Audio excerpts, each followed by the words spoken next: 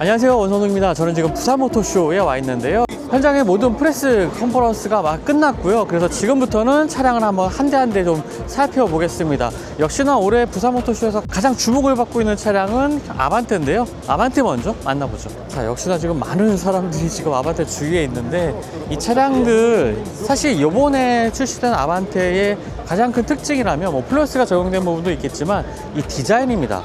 디자인이 정말 기존의 아반떼를 뭐 떠올리기 어려울 정도로 굉장히 볼드하면서도 각진 이미지 이런 것들을 보여주고 있거든요.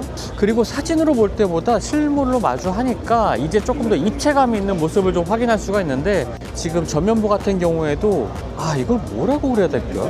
하나의 차량이라기보다는 하나의 무슨 전자기기, 잘 만든 전자기기처럼 보이는 이러한 전면부 디자인, 그리고 나를 살리면서도 엣지를 살린 이러한 전면부 모든 측면 라인들, 이런 것들이 기존의 아반떼와는 확실히 차별화되는 모습이기도 하고요. 지금 전시장에는 이 두 대의 차량들이 전시가 되어 있는데, 위쪽에도 보닛의 파워 돔을 이렇게 부풀린다기보다는 선을 넣어서 좀 더 엣지를 살린 모습도 보여주고 있습니다.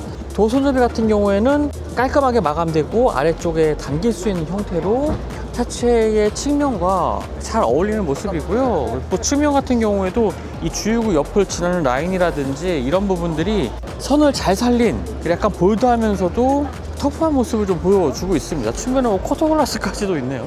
지금 이 트렁크 끝쪽의 라인도 상당히 날카롭게 끝나는 부분까지도 그리고 이어지고 있고, 이런 것이 흡사이제 리어 스포일러처럼 보이는 살짝 돋아 나온 이 디자인으로 계속 이어지는 형태입니다. 그리고 후면의 리어 램프도 면이 발광하는 형태인데, 브레이크 등이 상당히 색깔이 예쁘네요.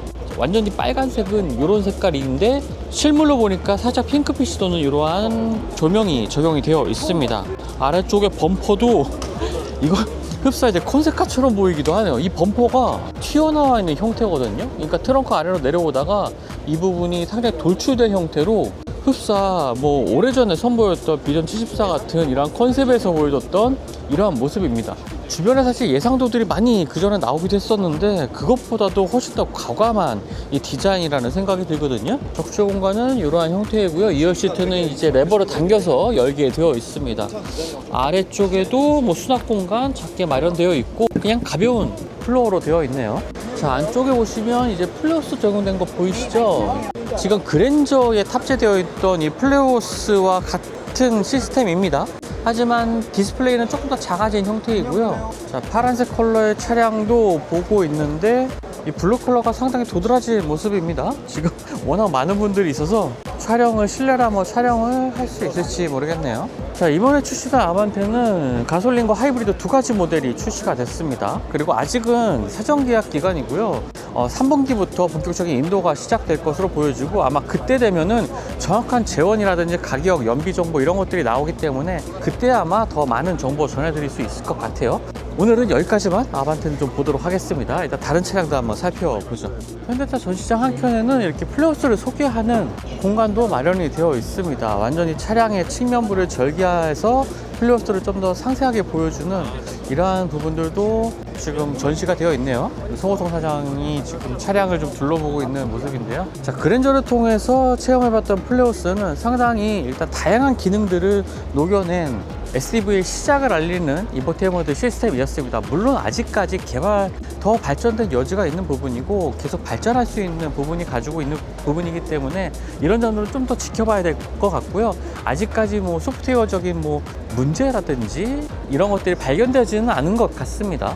그 위쪽에 보면 지금 뭐 다양한 앱들을 활용한 이러한 전시들이 이어지고 있는데, 이 앱들이 핵심 기능 중에 하나라고 볼 수가 있거든요. 다양한 앱들을 통해서 우리에게 익숙한 서비스들을 이제 차량 안에서도 사용할 수 있는 점, 이런 것들이 좀 더 플레오스의 활용도를 높여줄 수 있는 부분이 되는 것 같습니다. 자, 이번은 BYD입니다. 사실 BYD가 이번에 시라이얼 6 DMI 모델을 처음 공개했는데 좀 충격적인 부분이 있거든요.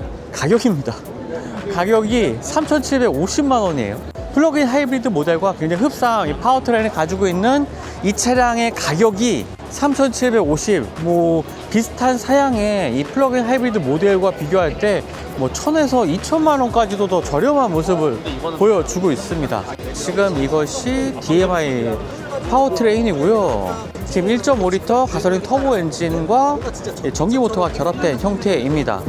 그런데 놀라운 거는 플러그인 하이브리드 시스템은 전기 모터가 주력이기도 하죠. 전기 모터가 주력이고 또 주행 상황에 따라서 엔진이 개입하는 형태입니다. 최근에 시승했던 라브4 하이브리드, 플러그인 하이브리드 모델 같은 경우에 거의 대부분의 주행을 이 전기 모터만으로 할 수가 있었거든요. 물론 배터리 용량이 충분할 때의 얘기입니다. 그런데 도요타 같은 경우에는 이 하이브리드 시스템에서 이 엔진으로 배터리를 충전하는 이 기능을 플러그인 하이브리드 모델에서는 빼버렸거든요. 오히려 엔진을 구동해서 배터리를 충전하는 것 자체가 그렇게 뭐 효율성이 좋지 않다라고 판단을 했기 때문에 적극적으로 이제 충전을 해야 합니다. 하지만 여전히 이 BYD의 DMI 시스템을 탑재한 플러그인 하이브리드 모델들은 엔진을 구동해서 배터리도 충전을 할 수가 있거든요. 적극적으로 충전할 수 있기 때문에 뭐 주유만 되어 있다면 배터리가 잔량이 완전히 떨어진 상태에서도 주유가 가능하다는 거죠. 거기다가 또 독특한 점은 배터리 잔량을 유지할 수 있는 시스템이라는 겁니다. 그러니까 20에서 뭐 30% 정도 항상 배터리 잔량을 유지하고 이것들이 그 아래로 떨어지면은 이제 엔진을 구동해서 배터리를 충전하는 시스템이기 때문에 반드시 충전을 요하는 시스템은 아니거든요. 그렇기 때문에 충전을 항상 요하진 않더라도 좀 부담 없이 탈 수 있는 그러한 차량을 원하시는 분들에게는 좀 더 C라이언 6 DMI 모델이 좋은 선택지가 될 것 같습니다. 거기다가 가격이 워낙 압도적이라 참 대단하네요. 자, 차량의 뒷좌석입니다. 뭐 C라이언 7도 굉장히 여유 있는 차량이었지만 C라이언 6도 뭐 여유가 있네요. 지금 뒤쪽에 앉아보면은 뭐 앞쪽 무릎 공간, 발을 놓는 공간도 여유가 있고 허벅지도 밑에 부분이 잘 지지가 됩니다. 위쪽에 파노라믹 썬루프가 마련되어 있는데 이래놓고 3,750이라고요? 자, 그리고 앞쪽에도 대화면의 디스플레이도 마련되고 있고 뭐 차량의 실내는 C라이언 7과 상당히 흡사한 모습입니다. 자, 적재 공간도 쓸만하네요. 여유가 있습니다. 한 400에서 500리터 정도가 될 것 같고 아래쪽에도 수납 공간 있고 홈이 있어서 뭐 뒤쪽에서 올라오는 소음도 잘 차단해 줄 것 같아요. 뭐 뒤쪽에 따로 뭐 충전 소켓이라든지 물건을 고정할 수 있는 부분은 따로 없습니다.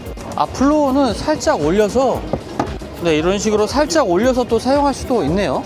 자, 충전구입니다. 도요타의 플러그인 하이브리드와 마찬가지로 지금 DC 충전을 지원을 하거든요. 이런 점들도 완속 충전만 지원하던 과거의 뭐 플러그인 하이브리드 모델과는 다른 점이라고 볼 수가 있겠죠. 그래서 훨씬 더 빠르게 충전을 할 수가 있습니다. 배터리 용량이 작기 때문에 뭐 충전 속도 당연히 빠르겠고요. 이렇게 급속 충전을 지원하는 게 상당히 반가운 부분이 되겠죠. 자, 여기가 BYD의 DMI 시스템을 소개하고 있는 부스인데요. 지금 DMI 시스템 AC와 DC 충전을 모두 지원하고 있다는 점을 좀 강조하고 있습니다. DC 충전으로 최대 18kW시니까 30분 안에 80%까지 충전이 가능하다고 하네요. DMI 시스템 역시 블레이드 배터리가 탑재가 됩니다.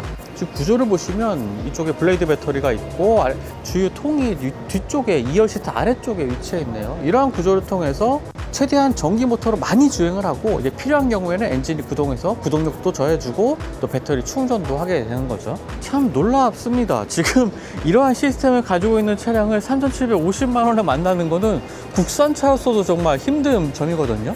전기차 부분에서도 확실히 가격 경쟁력을 가져가면서 많은 분들이 선택했던 모델이 바로 BYD의 C라이언 7이라든지 아토3 같은 모델이었는데, 자, 이러한 것들을 정말 이번에는 DMI 모델을 통해서 가격 경쟁력 부분에서 정말 확실한 우위를 차지하고 있는 게 BYD인 것 같습니다. 한번 다른 부스도 한번 둘러보죠.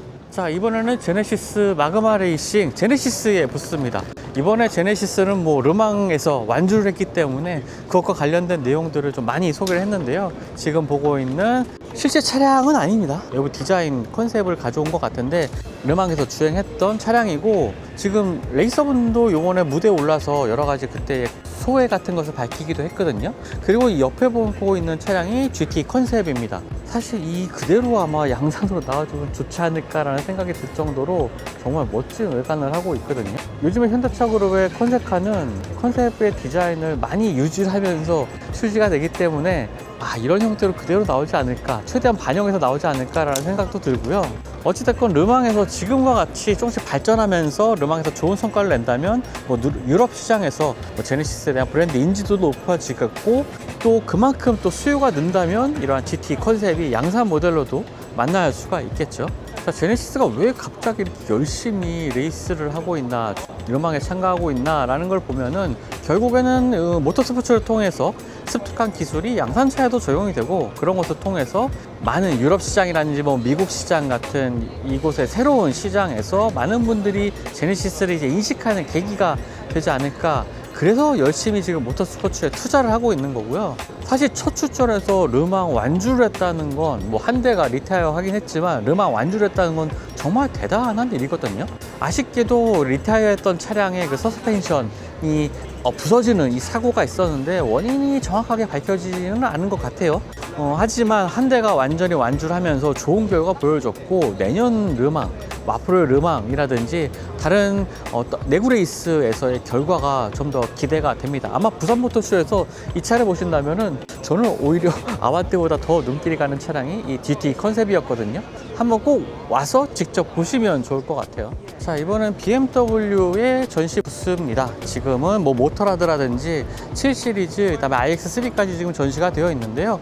iX3 같은 경우에는 시승기를 통해서 최근에 소개를 해드렸었죠. 정말 좋은 멋진 전기차였습니다. 사실 요즘에 나오는 전기차들, 특히 프리미엄 전기차들 같은 경우에 이 주행성이라든지 뭐 주행거리, 뭐 출력 이런 점들은 사실 이제 논할 가치가 없을 정도로 상향 평준화가 됐거든요. 그런데 BMW 같은 경우에는 이 iX3 그리고 하트 오브 조이라는 이 4개의 슈퍼브레인을 통해서 좀 더 다른 영역으로 이 전기차의 주행을 끌어올렸습니다. 차량이 인위적으로 나를 제어한다는 느낌이 아니라 이 전기 파워트레인을 어떻게 하면 가장 효율적으로 그리고 영리하게 구동할 수 있는가에 대한 정답을 보여주는 전기차라는 생각이 들었거든요. 뭐 차량의 외관이라든지 실내 공간 이런 거를 떠나서 이 전기차로서 이 주행성이라든지 어떻게 하면 더 운전을 즐겁게 할 수 있는가에 대한 모범 답안을 BMW가 이 4개의 슈퍼브레인을 통해서 구현하고 있다는 생각이 들었습니다. 거기다가 주행에서는 뭐 위쪽에 커브를 올려놓고 주행을 한다든지 아니면 정차를 할 때 안대를 가리고 정차하는 시점을 맞추는 이런 것들도 지난 시승 행사에서 경험을 했었거든요. 이러한 미세한 제어까지 단순하게 잘 달리는 것뿐만 아니라 일상에서 조금 더 운전자가 편안하게 주행할 수 있는 기존의 전기차가 가지고 있었던 뭔가 출력이 한 번에 쏟아져 나온다든가 아니면 좀 브레이킹이 거칠다든가 하는 부분에 있어서의 아쉬운 점들까지도 이 슈퍼브레인을 통해서 말끔하게 해소한 차량이 BMW iX3였습니다. 올해 아마 가장 인상적인 전기차였던 것 같아요. 자, 다음은 기아 전 시장인데요. 자, 기아 전 시장에 가기 전에 지금 다양한 PV5 모델들이 지금 전시가 되어 있습니다. 용도에 따라서 다양한 활용 형태를 보여주는 건데요. 지금 일단은 두가티 로고가 있는 PV5 차량인데 측면에 가보면 이렇게 바이크가 들어가는 형태, 바이크 정비를 위한 공간도 마련되어 있고, 뭐 개인적인 오너분이라면 이런 식으로 바이크를 이동시키고 정비도 하는 공간으로까지 활용할 수 있는 부분이 되는 것 같죠. 그리고 한쪽에는 지금 경찰차로 나오고 있는데 경찰 업무에 적합한 형태로 지금 구성이 되어 있고요. 자, 이 차량이 조금 흥미로웠던 차량인데 뭐 찾아가는 금융 서비스를 제공하는 차량으로 안쪽을 내부를 좀 개선을 했습니다. 지금 이 화면만 본다면 그냥 작은 사무실처럼 보이죠. 하지만 이것이 오롯이 지금 PV5의 실내 공간입니다. 요즘 PV5를 통해서 뭐 차량을 개조해서 캠핑카처럼 사용하시는 분들 많더라고요. 심지어는 이 한쪽에 화장실도 구비해놓은 PV5를 봤었는데, 이런 식으로 사무실 공간을 그대로 구현해서 사용하는 것도 굉장히 좋을 것 같습니다. 이 안쪽에는 뭐 슬라이딩 도어까지 마련해서 운전석에서 이제 이 공간으로 오는 이런 동선까지도 더 편리하게 되어 있네요. 이런 식으로 위에서 아래로 이렇게 폴딩해서 사용할 수 있는 점도 상당히 편안하겠네요. 지금 2열 공간으로 들어갈 때는 이것을 이제 접어서 좀 더 편안하게 사용할 수도 있을 것 같습니다. 이런 식으로 완전히 내려가는 형태이죠. 이거 굉장히 좀 편리한 부분이 될 것 같네요. 그러니까 발을 올려놓는 것도 뭐 당연히 되는, 무게를 지지할 수 있는 뭐 튼튼함까지도 구비한 부분이니까 이런 점들 상당히 좀 좋은 것 같아요. 뭐 이 차뿐만 아니라 다른 용도로 사용할 때도 사용하기가 좋을 것 같습니다. 자, 한쪽에는 뭐 반려동물을 위한 뭐 샵처럼 운영을 하는 공간인데요.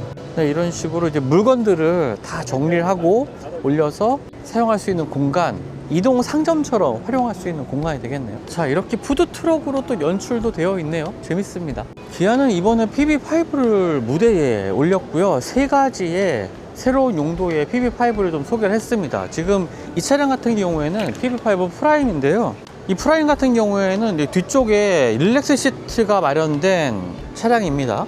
그러니까 뭐 도요타 시에나라든지 알파드 같은 차량처럼 의전용을 위한 차량으로서 굉장히 쓰임새가 좋은 차량이 될 것 같고요. 그리고 무대에는 이 런드리고라는 회사에서 운영을 하는 이 PB5 전시 차량도 있는데, 세탁 서비스를 맡겨놓고 뭐 찾는 서비스입니다. 안쪽에 이런 식으로 세탁물들을 정리한 공간 구성이 돋보이네요. 네, PB5는 이렇게 다양한 용도로 변경이 가능하고 사업자에 따라서 활용도에 따라서 다양한 파츠를 결합할 수 있다는 것이 장점입니다. 지금 이 차량 같은 경우에는 2-3 시트 구성이고요. 어찌됐건 이번에 공개된 이 패신저 모델도 사용성이 상당히 좀 좋을 것 같습니다. 물론 승차감 이런 것들은 일반적인 뭐 SUV라든지 세단에 비할 바는 아니겠지만, 일단 이렇게 시트 구성을 달리했다는 점만으로도 다양하게 모빌리티로서 사용할 수 있는 활용도가 높아지겠죠. PB5는 이제 시작인 것 같습니다. 지금 일본 시장도 지금 진출을 했죠. 일본 시장에서의 반응도 그렇게 나쁘지 않은 것 같더라고요. 이제 다양한 사업자들이 눈여겨보고 있는 전기차 가운데 하나입니다.